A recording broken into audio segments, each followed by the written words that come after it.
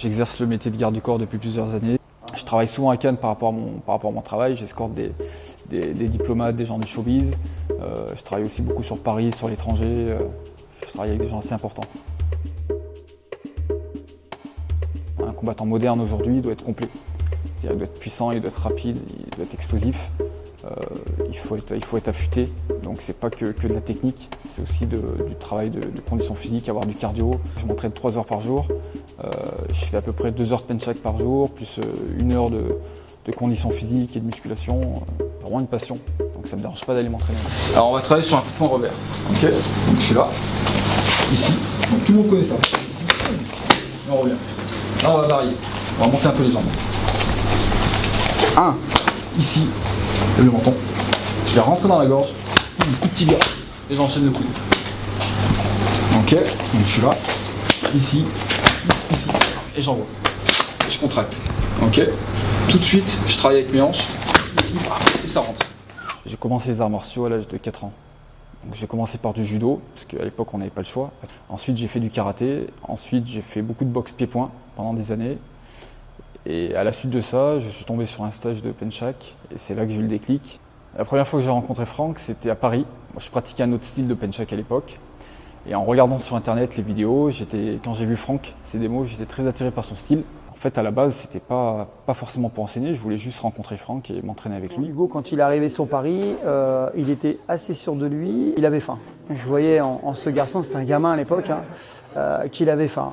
Et tout de suite, il m'a posé les bonnes questions. Par contre, il manquait de structure. Il voulait apprendre, mais il ne savait pas trop par quel biais commencer. Donc, on a fait quand même d'assez intelligent, même très intelligent.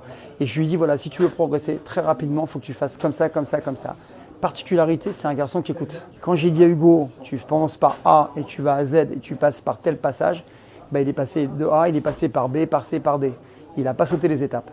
Et en fait, il est monté très rapidement. Donc Hugo, quelqu'un qui comprend vite comment ça marche, mais qui a une facilité pour reproduire ce qu'on lui dit. Lui, quand je l'ai vu, il m'a dit « je veux ça, je veux l'obtenir, comment il faut faire ?» Et il a fait exactement ce que je lui ai dit. Voilà, la rencontre, c'était ça au début. C'est simplement une discussion. Et après, chaque fois que je le voyais, il progressait, ainsi de suite.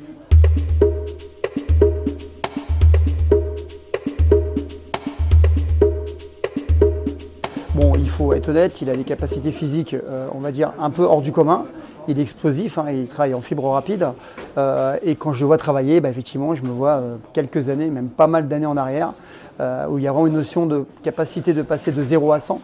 Ce qui est un peu l'objet en penchak. L'objectif, c'est passer d'un état vraiment statique, passif, à une vitesse explosive où on est à 100 à l'heure. Voilà. Et il a cette facilité et il le fait très bien.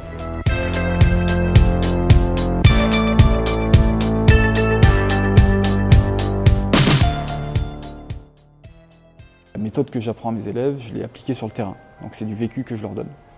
Donc les gens, je leur explique comment frapper, comment se positionner, mais la particularité, c'est que c'est uniquement fait pour le combat de rue. C'est que des frappes courtes, très simples, parce que je fonctionne comme ça. Pour moi, ce qui marche dans la rue sont les choses simples. Ici, ok, là j'ai juste à briller. Je lâche, ok, regarde ma jambe droite.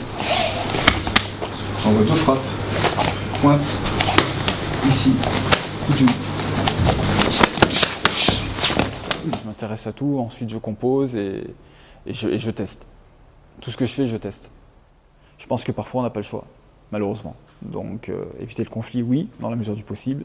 Maintenant, c'est pas toujours possible, donc il faut être préparé au cas où, pour pouvoir répondre de manière efficace et surtout se protéger.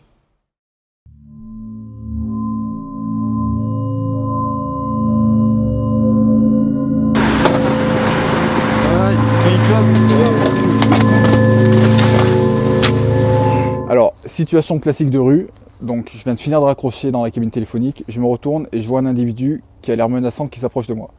Tout de suite, pour pas qu'il approche davantage, je mets la distance de sécurité. Donc j'utilise ce qu'on appelle en penchak une garde déguisée. Seulement j'aperçois qu'il y a une lame qui dépasse de son manteau. Donc là je peux plus me permettre d'attendre, trop risqué. Dès qu'il approche, je pique les yeux pour conserver la distance. Simultanément, je frappe avec le tibia au niveau des parties génitales.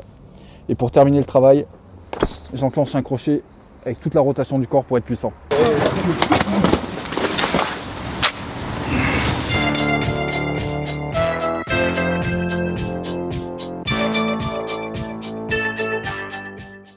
passer cette année, c'est assez exceptionnel, enfin c'est une nouveauté. Il va y avoir une compétition de self-défense qui s'appelle le King of Self-Défense. Donc les participants sont jugés sur la vitesse, sur la puissance, sur la précision.